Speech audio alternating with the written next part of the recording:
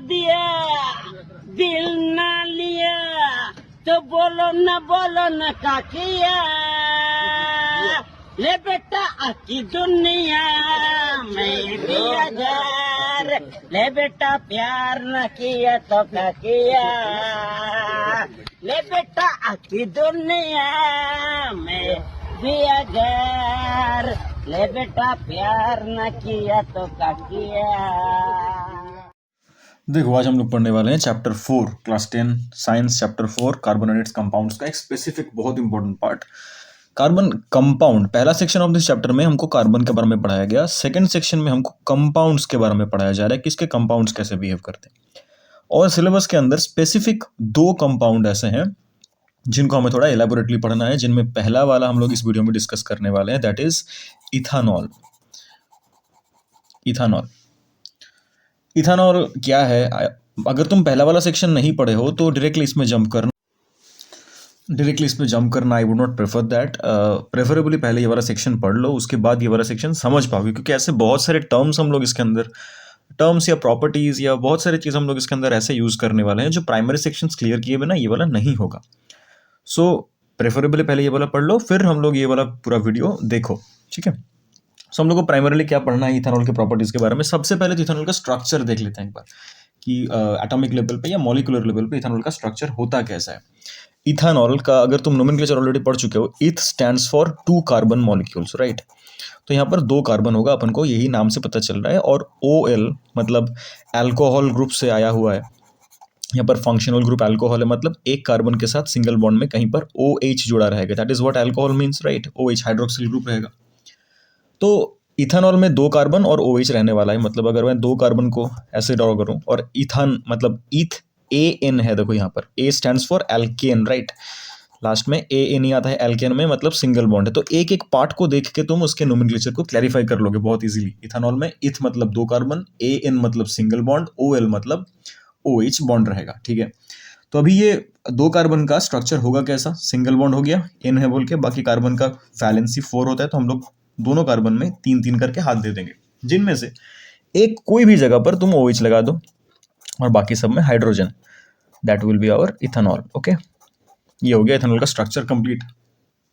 इसको हम लोग एब्रीविएट करके छोटा कर सकते हैं। जैसे कि अगर मैं इस कार्बन को देखूं, दैट विल बी CH3, इस कार्बन में 3 हाइड्रोजन है, सिंगल बॉन्ड। देखिए इस कार्बन को अगर मैं देखूं, दैट विल बी CH2 और एक OH फंक्शनल ग्रुप है बोल के बाहर। तो मैं इसी चीज को एब्रीविएट करके ऐसे लिख सकता हूं। इसको फर्दर मैं और छोटा कर सकता हूं। कैसे? देखो डायरेक्टली कार्बन का नंबर काउंट करो। यहाँ पर कार्बन कितने सारे हैं? 2 गो, तो C2। हाइड्रोजन कितने सारे हैं? 5 गो, तो C2H5 और OH को अलग रख दो। तो तुम्हें क्वेश्चन में ये वाला दिखे या ये वाला दिखे या ये वाला दिखे, all 3 of them stand for the exact same thing, that is ethanol. Ethanol का कोई कोई जगह पर तुमको और एक नाम दिखेगा, that is ethyl alcohol. Ethyl alcohol also stands for the same thing. Ethyl alcohol हो, इथानॉल हो, ये वाला स्ट्रक्चर हो, ये वाला स्ट्रक्चर हो, या फिर ये वाला स्ट्रक्चर हो, सभी के बारे में हम लोग अभी डिस्कस कर रहे हैं, क्योंकि ये सभी एक ही चीज़ है। तो इस वीडियो में हम लोग इस इथाइल अल्कोहल का या इथानॉल का क्या क्या डिस्कस करने वाले हैं। पहले हम लोग डिस्कस करेंगे फिजिकल प्रॉपर्टीज़ क्या क्या है। फिजिकल प्रॉपर्टीज़ के अंदर हमें इसके बॉइलिंग पॉइंट, इसका और भी नेचर जो है वो देखना है, फिजिकल नेचर देखना है, और दूसरा इसका केमिकल प्रॉपर्टीज़ पढ़ना है। ये दोनों हमको पढ़ना है। ये छोटा वाला टॉपिक है, ये थोड़ा लेंदी है। इसके अंदर हमें मल्टीपल रिएक्शंस याद रखने हैं, including the equation and special cases, catalyst क्या क्या है क्या क्या नहीं। तो मैक्सिमम मार्क्स इस सेक्शन से आएगा। इससे कुछ शॉर्ट क्वेश्चंस आते हैं बोल के हम लोग फिजिकल प्रॉपर्टी भी डिस्कस कर लेते हैं। तो पहले आते हैं फिजिकल प्रॉपर्टी में, फिजिकल प्रॉपर्टी ऑफ इथानॉल। सबसे पहला जो प्रॉपर्टी इसके अंदर इंपॉर्टेंट है वो ये है कि इथानॉल या इथाइल अल्कोहल ये पानी के साथ मिल जाता है। It mixes with water in any ratio. मतलब तुम अगर 1 चम्मच के साथ 10 चम्मच पानी मिलाओ, 1 चम्मच इथानॉल के साथ 10 चम्मच वाटर, तब भी घुल जाएगा। 1 चम्मच इथानॉल के साथ 1 चम्मच पानी मिलाओ, तब भी घुल जाएगा। 2 चम्मच के साथ 1 चम्मच, 1 चम्मच के साथ 2 चम्मच, कोई भी ratio, like take it any ratio, पानी में ये सॉल्यूबल है, ये वाटर सॉल्यूबल है, बहुत इजीली घुल जाता है। मिसिबल बोलते हैं actually, soluble term is not the right term. Miscible liquid, immiscible liquid हम लोग क्लास 9 में पढ़े थे। मिसिबल है ये पानी में बहुत इजीली मिल जाता है, क्योंकि इसके अंदर ये OH वाला स्ट्रक्चर है, हाइड्रोक्सिल आयन है इसके अंदर, हाइड्रोक्सिल स्ट्रक्चर है, ग्रुप है। आयन बोलना गलत होगा, हाइड्रोक्सिल ग्रुप है इसके अंदर, that is why it mixes with water in any proportion. पहला पॉइंट जो इंपॉर्टेंट है इसके अंदर। सेकंड पॉइंट, इसका बॉइलिंग पॉइंट पानी से लोअर है। इसका बॉइलिंग पॉइंट 78 डिग्री सेल्सियस है। पानी से नीचे के टेम्परेचर में ये बॉयल होता है, जबकि पानी 100 डिग्री में बॉयल होता है, राइट। इसके रेशियो से कुछ कुछ क्वेश्चन आते हैं। फॉर एग्जाम्पल, अगर कहीं पर मैंने 95% एल्कोहल ले लिया, इथाइल अल्कोहल मतलब C2H5OH ले लिया, और 5% उसमें पानी ले लिया, इस मिक्सचर को, ये वाले मिक्सचर को एक स्पेसिफिक नाम दिया गया। इस स्पेसिफिक मिक्सचर को हम लोग बोलते हैं रेक्टिफाइड स्पिरिट। जबकि अगर मैं 100% प्योर अल्कोहल ले लूं, उसमें कोई मिलावट नहीं, कोई पानी नहीं, कुछ नहीं, अगर मैं 100% इथाइल अल्कोहल ले लूं, उसको हम लोग बोलते हैं एब्सोल्यूट अल्कोहल। तो ये टर्म्स याद रखना, ये टर्म्स कभी कभी शॉर्ट क्वेश्चंस में दिए जाते हैं। और ये कोवैलेंट कंपाउंड होने के वजह से ये, मतलब अभी देखो तुमको इसके अंदर H5, अच्छा ये वाला टॉपिक हो गया।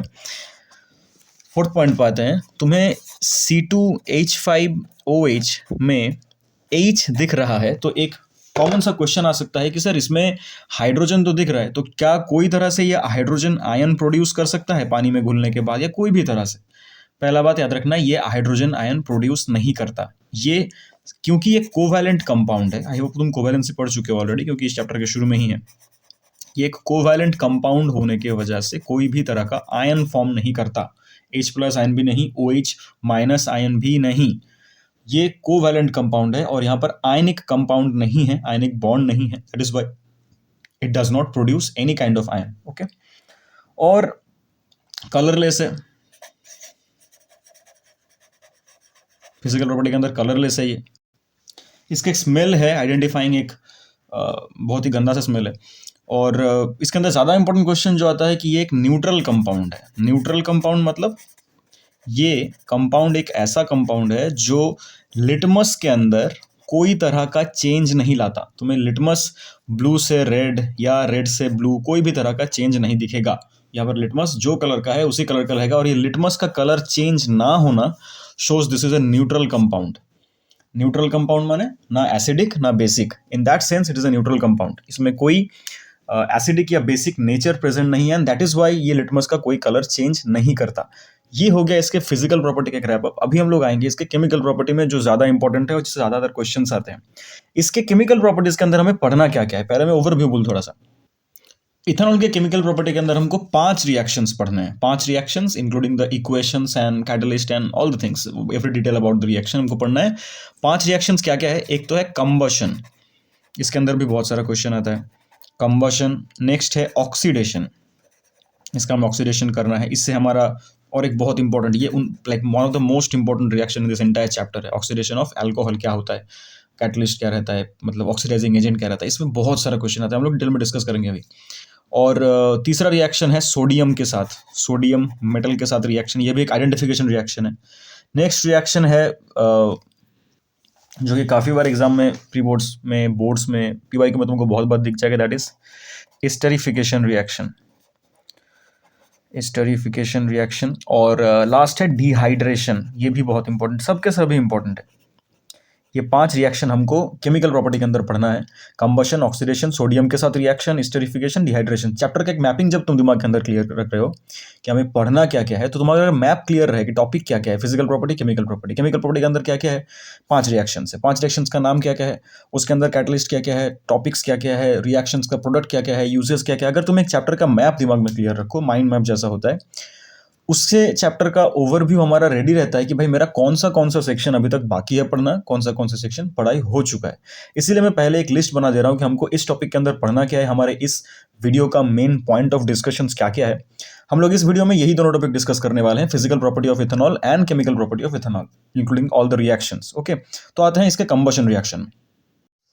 Combustion of ethanol, combustion, carbon compound के कंबशन के बारे में हम लोग ऑलरेडी एक वीडियो में डिस्कस कर चुके हैं, जिसका लिंक मैं डिस्क्रिप्शन में दे दूंगा, वो एक बार देख लो। उसके अंदर हम लोग फ्लेम के बारे में डिस्कस किए हैं, क्योंकि ब्लू फ्लेम क्या होता है, येलो फ्लेम क्या होता है, कंप्लीट कंबशन क्या है, इनकम्प्लीट कंबशन क्या है, वो एक primary idea of like hydrocarbon का कंबशन है। वो पढ़ने के बाद ये और बेटर समझ में आएगा। छोटा सा वीडियो देख लो एक बार।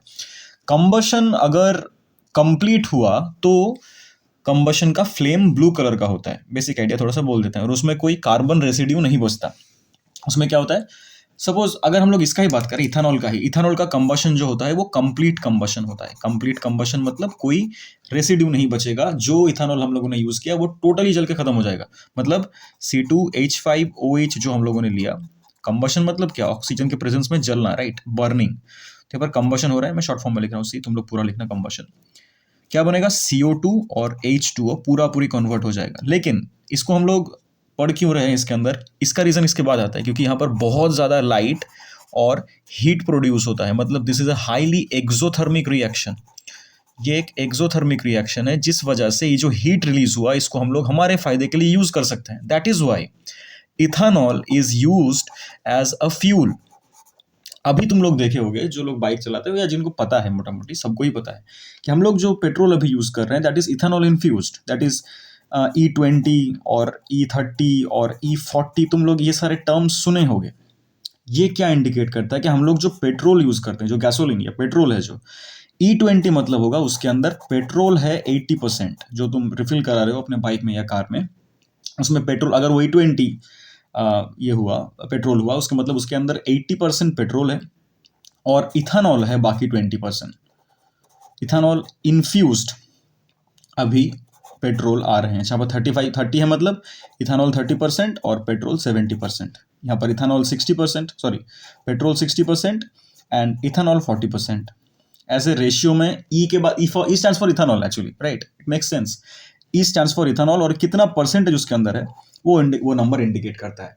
हालांकि 2022-23 में गवर्नमेंट ने एक रूल निकाला था, EBP बोल के, इथेनॉल ब्लेंडेड पेट्रोल प्रोग्राम बोल के, जिसके अंदर बोला गया था कि सारे जो पेट्रोल मैन्युफैक्चरर हैं they have to make it like that, कि अभी इंडिया में प्योर पेट्रोल प्रोवाइड ना करके हम लोग पेट्रोल के साथ इथेनॉल इन्फ्यूज करेंगे। जबकि इसको लेके बहुत सारा डिबेट भी हुआ कि जो ओनर्स हैं वो लोग क्लेम करने लगे कि हमारा इंजन में इम्पैक्ट पड़ रहा है। हालांकि इसके लिए सेपरेट अलग से इंजन बनाया गया 2023 के बाद।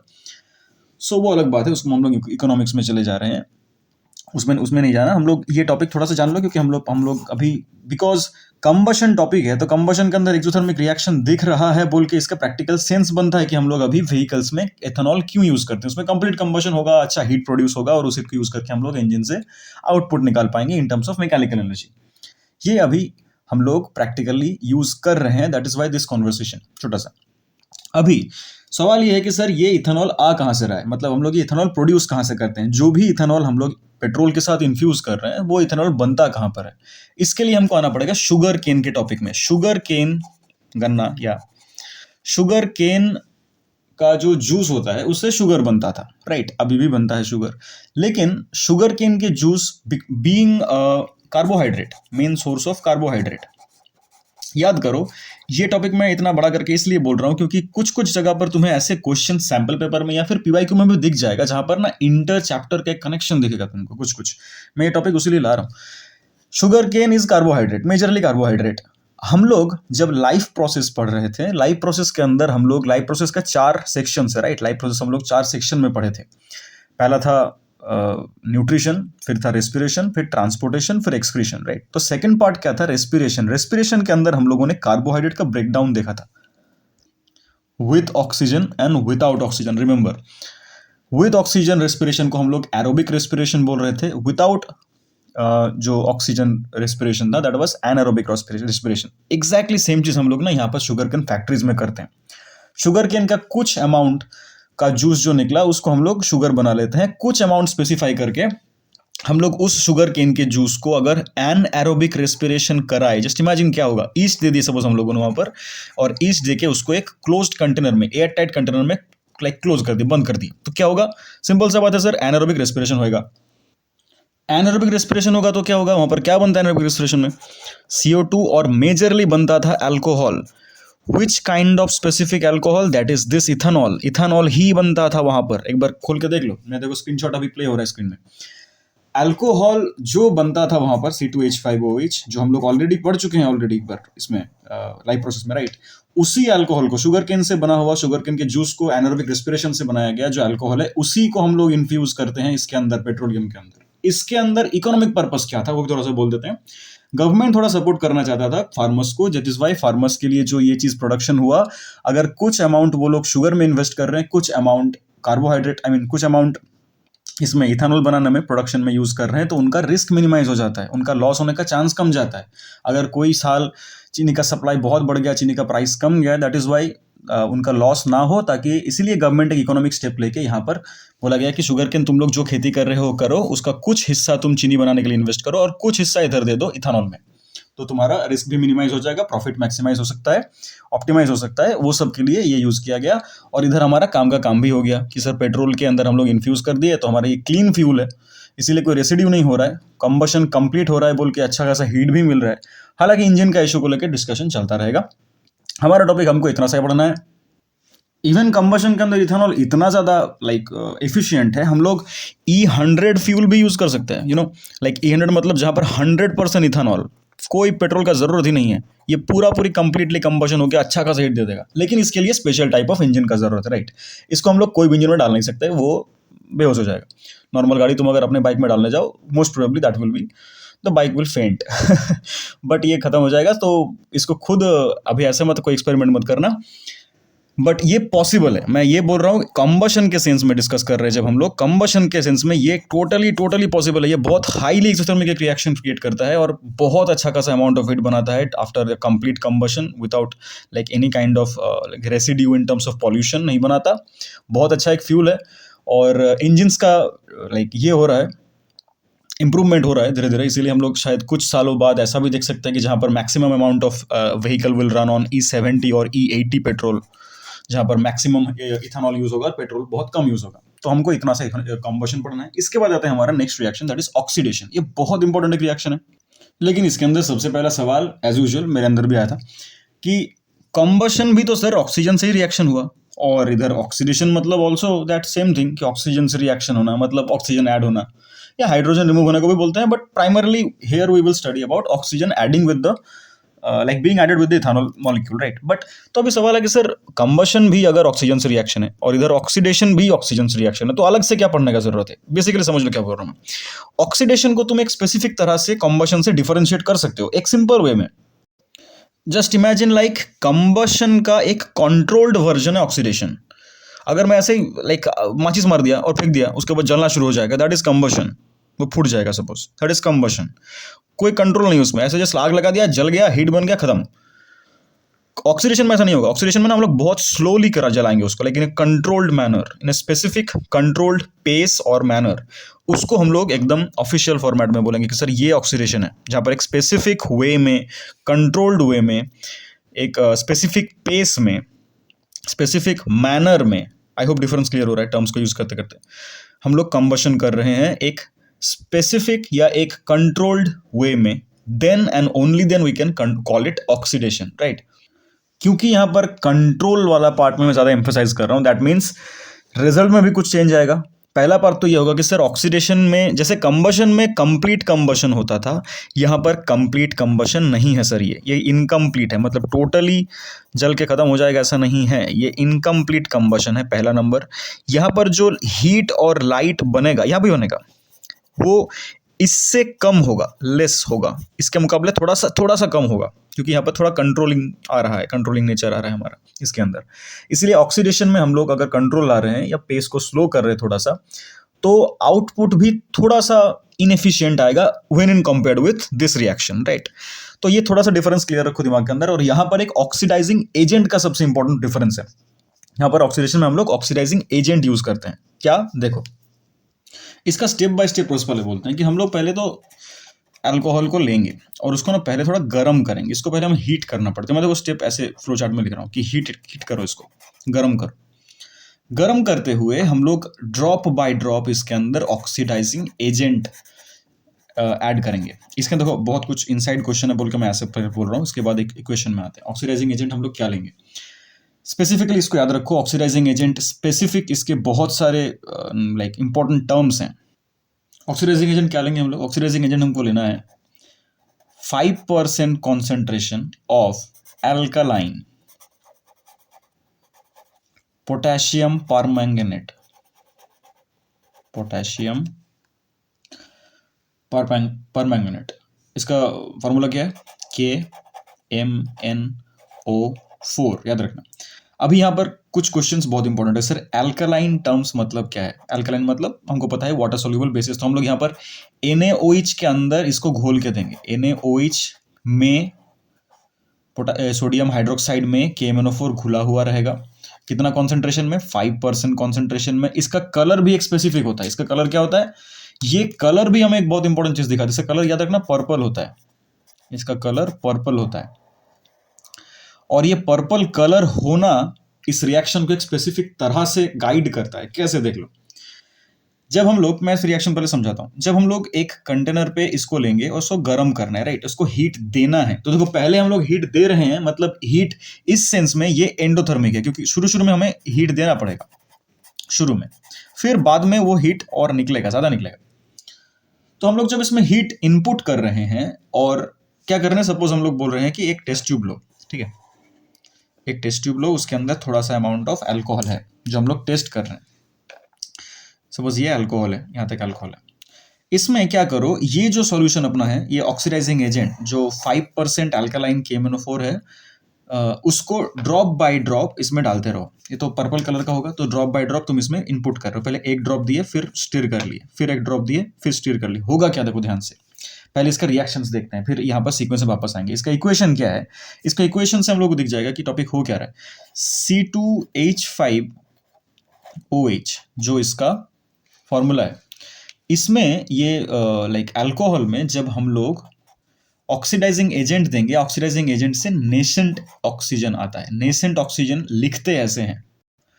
नेसेंट ऑक्सीजन का मतलब क्या होता है? NaSCENT। नेसेंट ऑक्सीजन मतलब हाईली रिएक्टिव ऑक्सीजन एटम, बहुत रिएक्टिव है, एकदम लाइक गया तो चिपक गया वो फटाक से, तो क्योंकि ऑलरेडी हाई रिएक्टिव है और ऑक्सीडाइज करने आया है, तो क्या होता है, ये इसके साथ नेसेंट ऑक्सीजन आएगा। कहाँ से आएगा?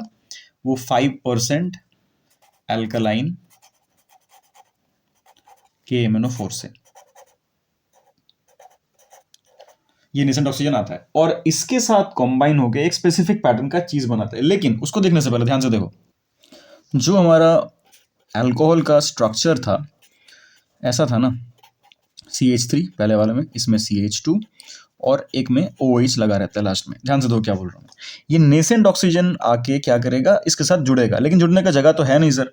तो पहला बात तो कि ऑक्सीडेशन मतलब क्या था? ऑक्सीडेशन मतलब होता था ऑक्सीजन का जुड़ना या फिर हाइड्रोजन का रिमूव होना। व्हाट इफ दोनों हो जाए तो और सोने पे सुहागा, वो ज्यादा बेटर ऑक्सीडेशन होगा।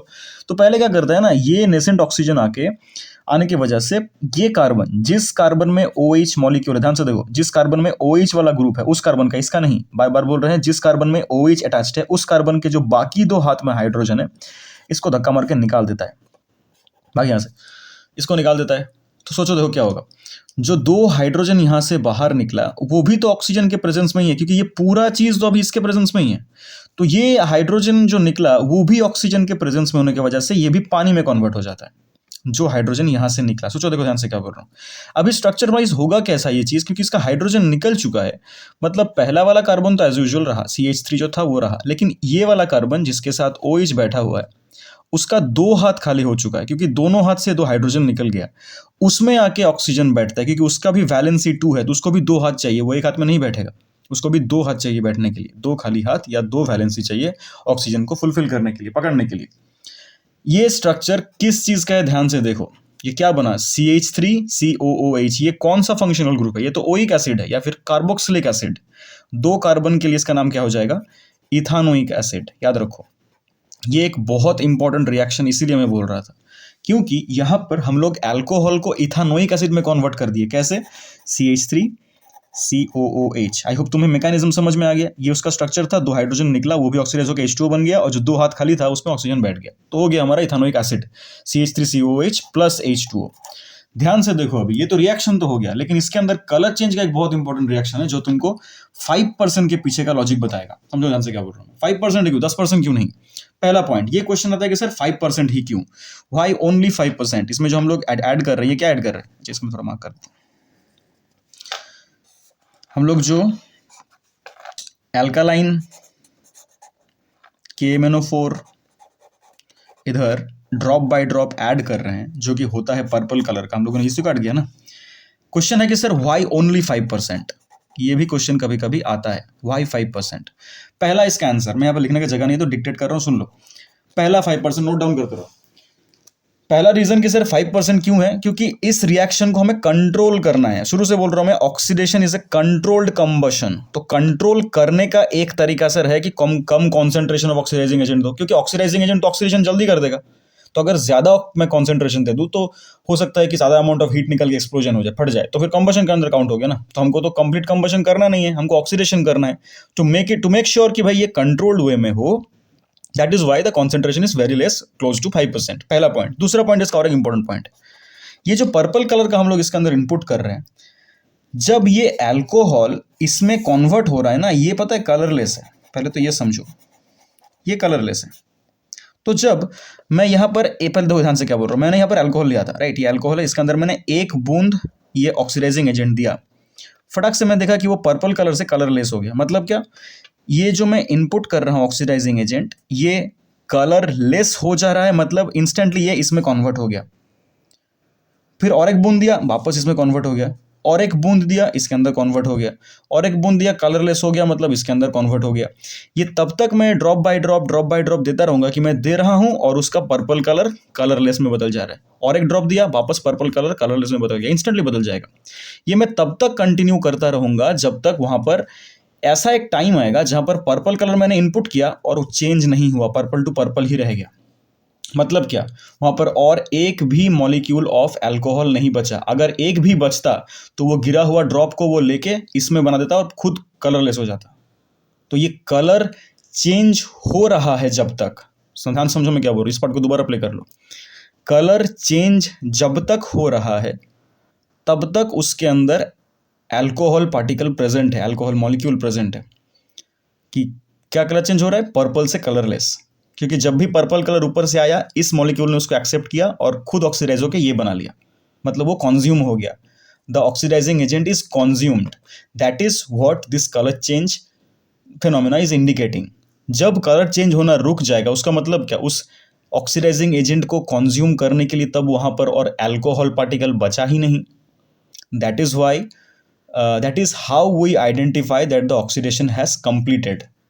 Now the entire test tube contains only ethanoic acid and not even a drop of ethanol, क्योंकि इथेनॉल अगर रहता तो वो वापस कलरलेस बन जाता। तो यहाँ पर 5% का बहुत एक इंपॉर्टेंट टॉपिक आता है एग्जाम में कि 5% ही क्यों, वाई ओनली 5%, उससे ज़्यादा क्यों नहीं। उसका रीज़न ये दोनों है, to make the reaction in a controlled manner so that we can call it oxidation other than not like combustion because it is uncontrolled। पहला पॉइंट। सेकंड पॉइंट इसका ये है कि ये कलर चेंज से हम लोग आइडेंटिफाई कर पाए कि कब रिएक्शन हो गया, राइट, समझ में आ गया। I hope. आते हैं नेक्स्ट रिएक्शन में, लेकिन उसके पहले और एक बात बोल दूं, क्योंकि इसके अंदर थोड़ा सा प्रॉपर्टी के अंदर आता है ये चीज़ कि तुम अगर यहाँ पर 5% अल्कालाइन KMnO4 यूज ना करो तो और एक तुम्हारे पास सब्सटीट्यूट है। क्या है वो, उसको हम लोग बोलते हैं एसिडिफाइड कंपाउंड है वो। एसिडिफाइड मतलब H2SO4 मिलाना पड़ता है। Sulphuric acid to be very specific, मैं ब्रैकेट में लिख देता हूँ, H2SO4 मिलाया हुआ मतलब एसिडिफाइड K2Cr2O7। इसका नाम है पोटेशियम डाइक्रोमेट। Potassium dichromate. तो आइदर और, ये ज़्यादा प्रेफरेबल है। अगर ये नहीं मिला तो एसिडिफाइड K2Cr2O7 अप्लाई कर दो, सेम रिजल्ट हमको मिलने वाला है, बनने वाला है सेम चीज़। जो चीज़ यहाँ पर और एक चीज़ देखने वाला वो ये है कि कोई भी अल्कोहल को तुम ऑक्सीडाइज करके इथानोइक उसके रिस्पेक्टिव कार्बोक्सिलिक एसिड ग्रुप में कन्वर्ट कर सकते हो। फॉर एग्जांपल अगर मैं थोड़ा सा एक बार बोल दूं, अगर हमारे पास यहाँ पर लिखने का जगह नहीं है, थोड़ा सा ओरली बोल देते हैं, अगर हमारे पास मिथानॉल है तो हम लोग उसको मिथानोइक में कन्वर्ट कर सकते हैं। अगर इथानॉल है तो इथानोइक, प्रोपानॉल है तो प्रोपानोइक, ब्यूटानॉल है तो ब्यूटानोइक। जो भी अल्कोहल ग्रुप है, जितने भी कार्बन का, चाहे वो 1 कार्बन हो, 2 कार्बन हो, 3 कार्बन हो, 4 कार्बन हो, exactly same carbon respective corresponding हम लोग अल्कोहल से कोरेस्पॉन्डिंग इथानोइक बना सकते हैं। अगर मैं लिखूँ एक बार CH3OH मिथानॉल, उससे हम लोग बना सकते हैं CHOH। ओके, ये हो गया मिथानोइक एसिड। फिर अगर हमारे पास CH3CH2OH रहा तो हम लोगों ने अभी देखा उसमें क्या बनता है, CH3COOH।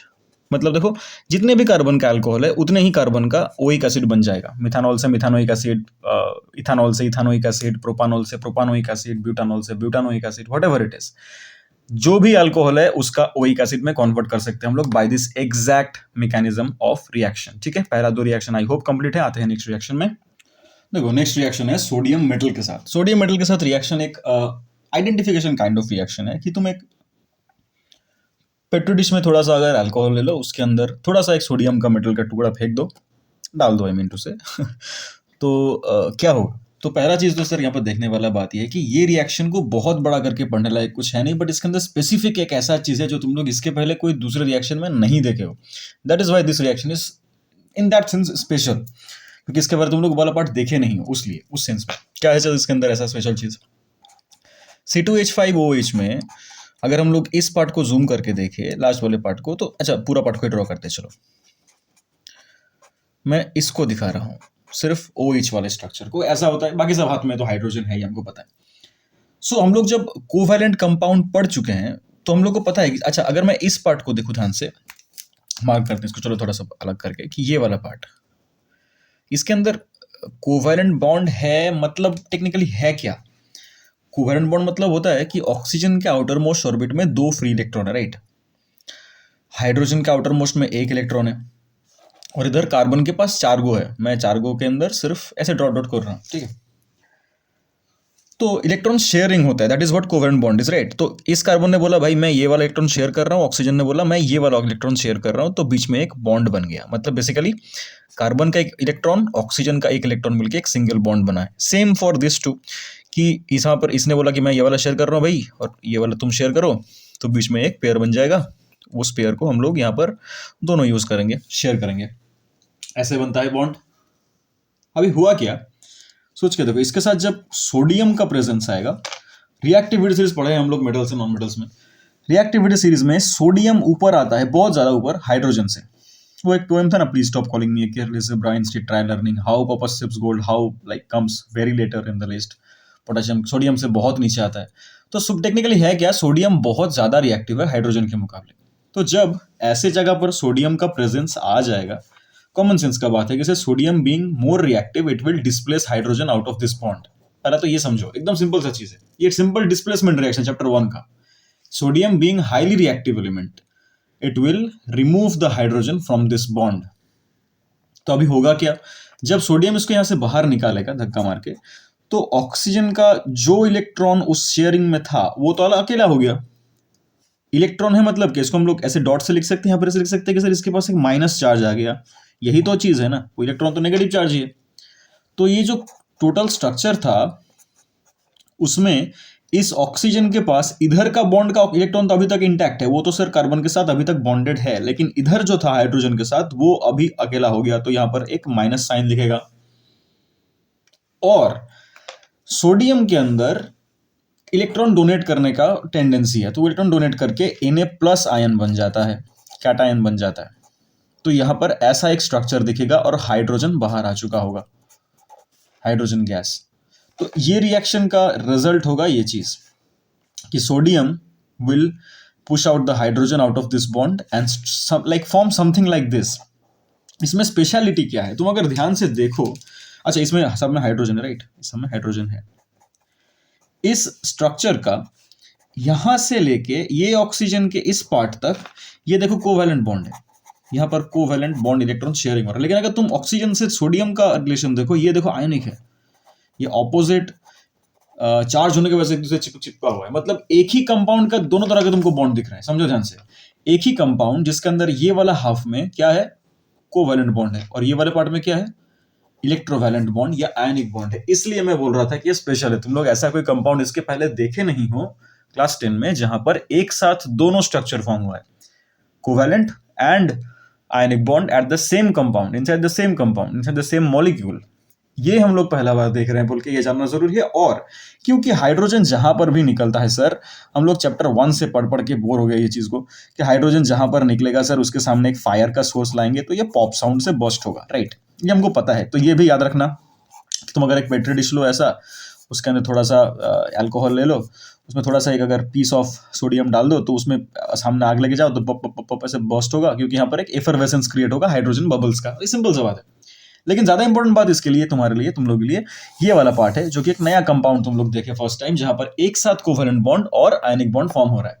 ये स्ट्रक्चर याद रखो, बेसिक मैकेनिज्म में बहुत हार्ड कुछ नहीं है, क्योंकि sodium being highly placed in reactivity series than hydrogen, it will displace hydrogen. Simple type of displacement reaction this is.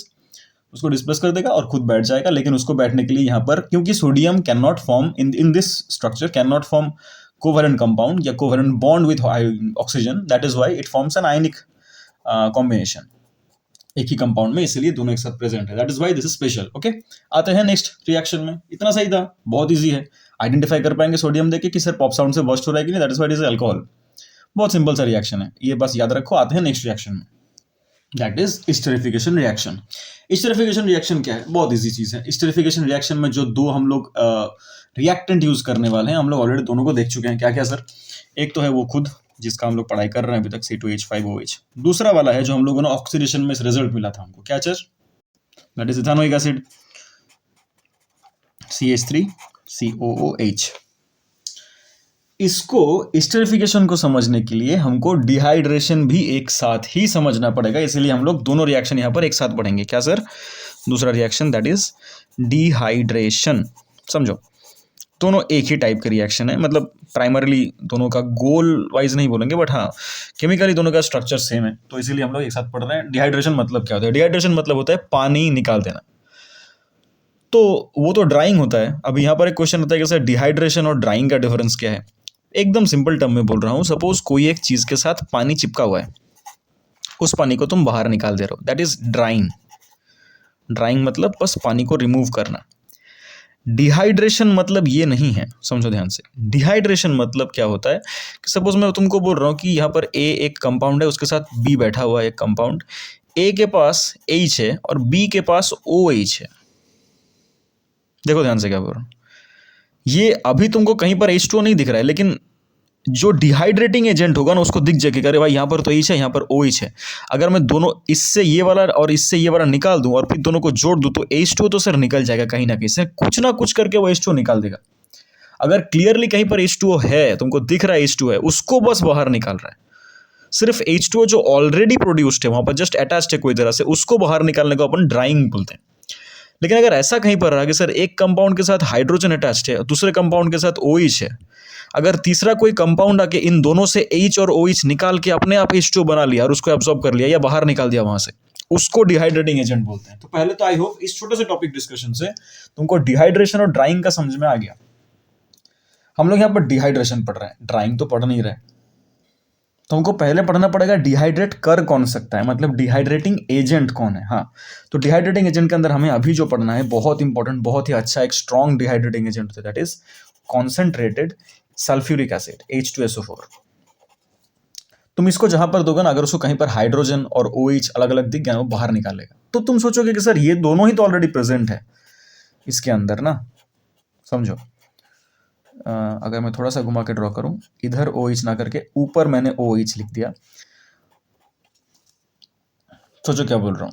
इसमें तो अगर तुम कॉन्सेंट्रेटेड H2SO4 दे दो, इसको तो क्लियरली दिख रहा है कि सर इस कार्बन से मैं अगर H ले लूं और इस कार्बन से मैं OH ले लूं, ये वाला H और ये वाला OH अगर मैं निकाल दूं तो ही तो बन गया पानी। ये वही करता है। अगर मैं इसको इसके साथ ट्रीट कर दूं और थोड़ा सा हीट दे दूं, क्योंकि वो पानी को बुड़ाना है मुझे, तो क्या करेगा ना, ये कॉन्सेंट्रेटेड H2SO4 इन दोनों को पकड़ के बाहर निकाल। जो कार्बन में, जिस वाले कार्बन में OH है, ध्यान से देखो यहाँ पर स्ट्रक्चर बहुत इंपॉर्टेंट है, जिस वाले कार्बन में OH है उस वाले कार्बन के बाजू वाले कार्बन का हाइड्रोजन लेगा वो। ऐसा नहीं कि एक ही कार्बन पार्टिकल से, एक ही कार्बन एटम से OH और H दोनों ले लेगा। जिस कार्बन से वो OH लिया उसके बाजू वाले कार्बन से H लेगा, तो होगा क्या, दो कार्बन आजू बाजू में, दोनों का एक एक हाथ खाली हो जाएगा। मतलब समझो ध्यान से क्या बोल रहा हूं,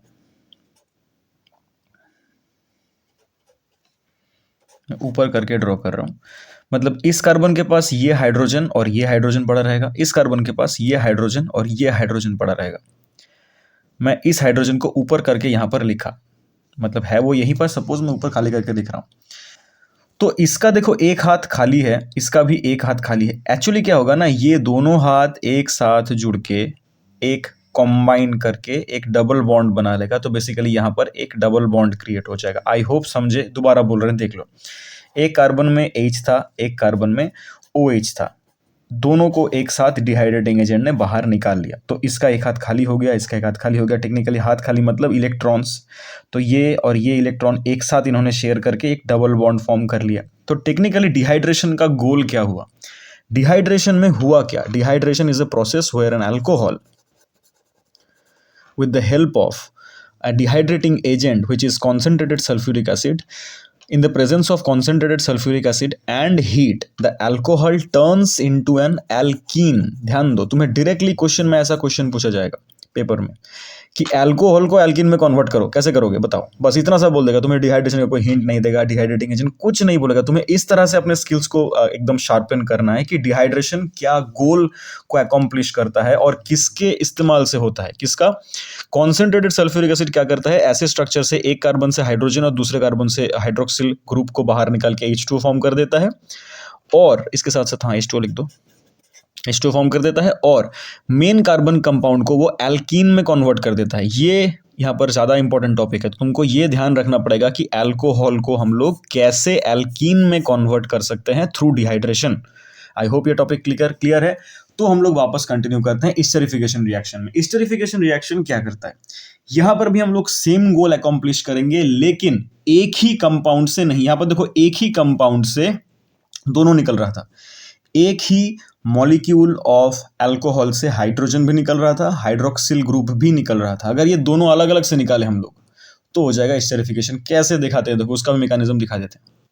अगर मैं अल्कोहल वाले स्ट्रक्चर को ही थोड़ा सा लाइक बड़ा डायग्राम में ड्रॉ करूं या फिर एलैबोरेटली ड्रॉ करूं, तो क्या होगा वो CH3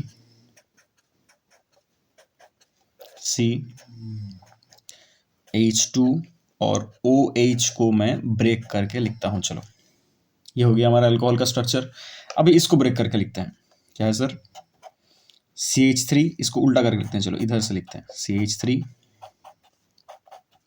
CO और इधर लिखते हैं OH।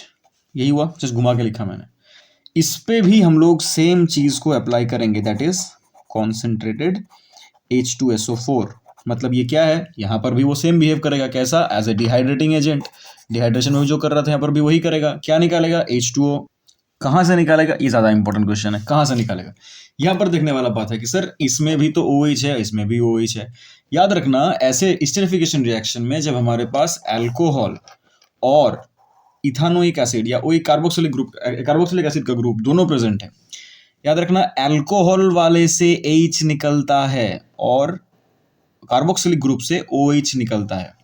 इसलिए मैंने इसका ब्रेक करके ड्रॉ किया। एक याद रखो एकदम, अल्कोहल वाले ग्रुप से हाइड्रोजन निकलेगा, इससे OH निकलेगा, तो अपन का H2O बन जाएगा। तो अभी ध्यान से देखने वाला बात यह है कि सर अभी देखो थोड़ा सा बड़ा करके ड्रॉ कर रहा हूं मैं। इस ऑक्सीजन के पास क्या था? इधर कार्बन का पार्टिकल कंटिन्यू हो रहा है, पूरा स्ट्रक्चर इधर लेफ्ट में। राइट में एक हाथ से उसने हाइड्रोजन को पकड़ के रखा था जो निकल गया। ऑन द अदर हैंड इस कंपाउंड में क्या है? कार्बन वाला जो पार्ट है उसके ऊपर ऑक्सीजन था और इधर कंटिन्यू चल रहा है। इसका भी एक हाथ से जहां से उसने OH पकड़ के रखा था वो भी बाहर निकल गया।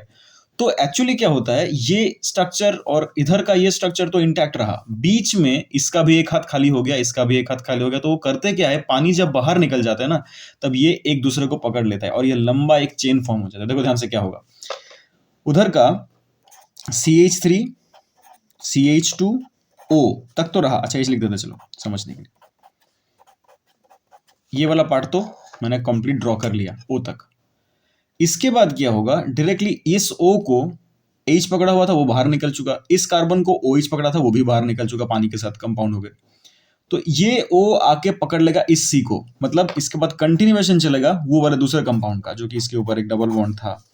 यहाँ पर CH3 आ गया, क्या बना देखो, ये एक नया टाइप का ग्रुप है। जहां पर हम लोग पहले पढ़े थे कि सर एक कार्बन चेन में अगर लास्ट में ऐसा डबल बॉन्ड आके SSO के साथ आ गया तो इसको हम लोग एल्डिहाइड बोले थे, राइट।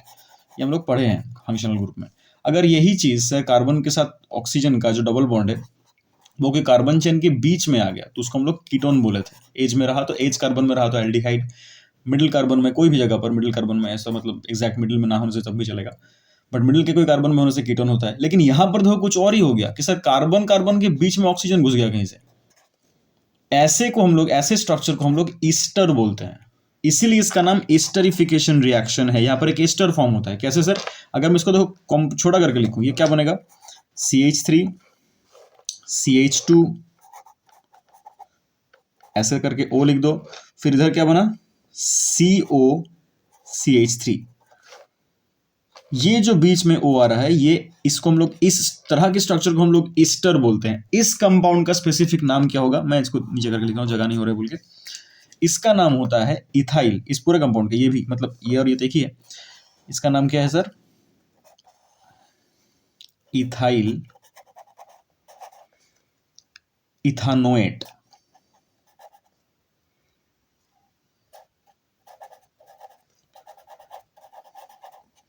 ETHYL, अच्छा ई नहीं रहता यहाँ पर, सॉरी, ETHYL। स्क्रीन में तुम्हारा बेटर करके टाइपिंग इसका स्पेलिंग डिस्प्ले हो रहा है, ETHANOATE,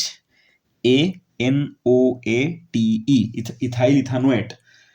इथाइल एसीटेट भी बोला जाता है इसको। ये एक ईस्टर है, और ईस्टर का स्पेसिफिकेशन क्या होता है कि ईस्टर हमेशा एक स्वीट स्मेलिंग सब्सटेंस होता है, स्वीट स्मेल होता है इसका। इसी से जनरली परफ्यूम्स बनते हैं। कैसे बनते हैं? By dehydrating the combination of or the mixture of alcohol and carboxylic acid, any form of carboxylic acid. क्या होता है वहां पर? अल्कोहल से H और इथाइल मतलब कार्बोक्सिलिक एसिड ग्रुप से वो जो कंपाउंड है वहां से H और OH निकल जाता है, डिहाइड्रेट होकर पानी अलग हो जाता है, H2O निकल के अलग होके, और जो कंपाउंड पड़ा रहा that will be an ester. I hope तुम्हें ये सारे 5 टाइप के रिएक्शंस क्लियरली समझ में आ गया। अगर नहीं आया कोई भी टॉपिक तो डिस्कस हम लोग करेंगे, कमेंट के थ्रू करेंगे, अलग वीडियो बनाएंगे अगर तुम्हारे लिए प्रॉब्लम हुआ तो कमेंट में हमें बताओ कहाँ कहाँ पर तुम्हें क्वेश्चन है। ये 5 रिएक्शंस यही तक है। इसको छोड़ के हमें 1-2 टॉपिक और डिस्कस करना होता है कि इथाइल अल्कोहल का यूजेस कहाँ पर, यूजेस ऑफ इथाइल अल्कोहल, वो भी टॉपिक कभी कभी डिस्कस किया जाता है। इथाइल अल्कोहल अभी देखो स्क्रीन में प्ले हो रहा है। इथाइल अल्कोहल बहुत जगह पर यूज होता है। फॉर एग्जांपल इथाइल अल्कोहल हम लोग यूज करते हैं पेंट इंडस्ट्री में। Ethyl alcohol as a solvent use होता है। सॉल्वेंट मतलब घोलने के लिए जो बेस चाहिए होता है, जिसको साथ हम लोग कोई कॉन्डेंस चीजों को घोलते हैं, जैसे पानी से सॉल्वेंट, राइट? सिमिलरली कुछ ऑर्गेनिक कंपाउंड्स के लिए alcohol as a solvent use होता है। इवन मेडिसिन इंडस्ट्री में इसका, मेडिकल इंडस्ट्री में इसका बहुत वाइड स्प्रेड यूजेस है, बहुत वाइड स्प्रेड यूजेस है। कप सिरप बनाने में, आयोडीन टिंचर बनाने में, हम लोगों ने शुरू में देखा रेक्टिफाइड स्पिरिट बनाने में भी यूज हो रहा है। ऐसे बहुत वाइड स्प्रेड यूजेस है इसके मेडिकल इंडस्ट्री में। और कंबशन के अंदर हम लोगों ने देखा ये यूज होता है फ्यूल के साथ मिक्स करके हम लोग इसको यूज कर रहे हैं। Even it can completely replace petrol as a fuel, as a complete fuel. तो ऐसे बहुत सारे इंडस्ट्रीज में इसके यूजेस हैं, क्योंकि वो बहुत हार्ड अगर हुआ, बहुत रॉ अगर हुआ, उसके अंदर पानी कम मिलाया गया, जो कि रेक्टिफाइड स्पिरिट है, उसमें वो डिसइंफेक्टेंट की तरह काम करता है। उसके अंदर कोई अगर बैक्टीरिया वायरस को हम लोग स्टेरिलाइज करना चाहे, कोई एक ऑपरेशन का कोई एक इंस्ट्रूमेंट को, तो हम लोग उसको स्टेरिलाइज करते हैं वायरस बैक्टीरिया से, उसको मार के हटा देते हैं उसको इस अल्कोहल के थ्रू। और ये हार्ड ड्रिंक में यूज होता है। हार्ड ड्रिंक मतलब कोई भी तरह का अल्कोहल जो कंजम्पशन पर्पस में यूज होता है, जो कि प्रेफरेबल नहीं है, जो भी तुम लोग ये देख रहे हो वीडियो, इस तरफ आगे कभी मत जाना। That will only lead you towards regret. कोई भी तरह का ड्रिंकिंग, अभी शायद तुम लोग जिस क्लास में हो, जिस एज के थ्रू अभी गुजर रहे हो, इस एज में ये सब चीज़ बहुत अट्रैक्टिव लगेगा, बट ट्रस्ट मी वो एज हम लोग क्रॉस करके आ चुके हैं। और no one will prefer you to after जो लोगों के एक्सपीरियंस हो चुका है इन सब चीज़ों का, उन लोग कोई तुमको प्रेफर नहीं करेगा ऐसा कोई एक्सपीरियंस गेन करने का कि ड्रिंक करके देखो कैसा लग रहा है। ये एकदम भी एक प्रेफर्ड एक्टिविटी नहीं है। इन सब से जितना दूर रहो उतना अच्छा है। ये हमारे लिवर को बहुत बुरी तरह से हार्म करता है। That is why it is called hard drink क्योंकि it is hard to digest and it creates a huge amount of pressure on liver, and liver damage इसी से होता है। सो इनसे जितना हो सके उतना दूर रहो। कोई भी तरह से एक्सपेरिमेंटली भी इनको कंज्यूम करने की कोशिश मत करो। इवन इतने सारे जो हम लोगों ने यूजेस बताए, एक प्रॉब्लम ये होता है कि कॉमर्शियली जब प्रोडक्शन होता है अल्कोहल का, सुन लो ध्यान से, कॉमर्शियली जब अल्कोहल का प्रोडक्शन होता है, अल्कोहल प्रोडक्शन करते हुए जो एम्प्लॉयज़ वहाँ पर हैं, जो काम कर रहे हैं प्रोडक्शन हाउस में, अब्यूज़ के लिए कभी-कभी वो लोग भी वहाँ पर प्रोडक्शन हाउस से चोरी करके ड्रिंक करना शुरू कर देते हैं। इसीलिए इसको रोकने के लिए डीनेचर्ड अल्कोहल को एक चीज़ आता है। डीनेचर्ड अल्कोहल क्या है? बेसिकली डीनेचर्ड अल्कोहल मीन्स कि उसके साथ हम लोग थोड़ा इथेनॉल के साथ थोड़ा मिथानॉल मिला देंगे और कुछ नहीं। डीनेचर्ड अल्कोहल बेसिकली मीन्स कि इथेनॉल के साथ थोड़ा सा मिथानॉल मिला दो। मिथानॉल मतलब एक कार्बन वाला अल्कोहल, दैट इज पॉइजनस। अगर मिथानॉल मिला हुआ है उस अल्कोहल के साथ जो प्रोडक्शन हुआ अभी, तो उसको कोई कंज्यूम नहीं करेगा। अच्छा, सिर्फ मिथानॉल नहीं, उसके साथ और भी हम लोग बहुत कुछ मिलाते हैं, जैसे कॉपर सल्फेट भी मिलाया जाता है और भी कुछ कंपाउंड्स है मिलाया जाता है, जिसके लिए वो चीज़ एज अ होल कंज्यूम करने के लायक नहीं रहता। हालांकि ये भी कंज्यूम करने के लायक नहीं है, जो भी लोग कंज्यूम करते हैं। तुम लोगों को as a student I will highly prefer कि इन सब जो जितना हो सके दूर रहो। मैं बार बार बोल रहा हूँ। सो इस अल्कोहल को जब प्रोड्यूस किया जाता है तब भी, ताकि ये कंजम्पशन के लिए अनफिट रहे, इसके अंदर बहुत सारे केमिकल्स मिला के फिर प्रोड्यूस किया जाता है, ताकि जो लोग प्रोडक्शन हाउस में काम कर रहे हैं वो लोग चोरी ना कर ले। तो ये कुछ बेसिक डिस्कशन हम लोगों ने कर लिया इसके बारे में। हम लोगों ने 5 टाइप के रिएक्शंस, इसके जो मेजर इंपॉर्टेंट रिएक्शंस हैं क्या क्या, एस्टरिफिकेशन, डिहाइड्रेशन, फिर विद सोडियम मेटल रिएक्शन क्या क्या है, फिर हम लोगों ने देखा ऑक्सीडेशन ऑफ इथेनॉल में क्या क्या डिस्कशन करना इंपॉर्टेंट है, कंबशन में, एंड फिजिकल प्रॉपर्टीज क्या क्या इंपॉर्टेंट है, इसका boiling point and all that things. I hope तुम्हारा पढ़ाई में, तुम्हारे प्रिपरेशन में ये वीडियो थोड़ा सा हेल्प करने वाला है। एंड और कोई भी डाउट है, कोई भी क्वेश्चन इस टॉपिक के अंदर है, हम लोग अपकमिंग वीडियोस में और भी कुछ डिस्कशंस करने वाले हैं। सो स्टे ट्यून्ड, एंड अगर इसमें कोई डाउट है तो please feel free to comment down so that we can reply to your comment, and also make another video if you have some doubts about anything with regard to this video. So ये video यहीं तक।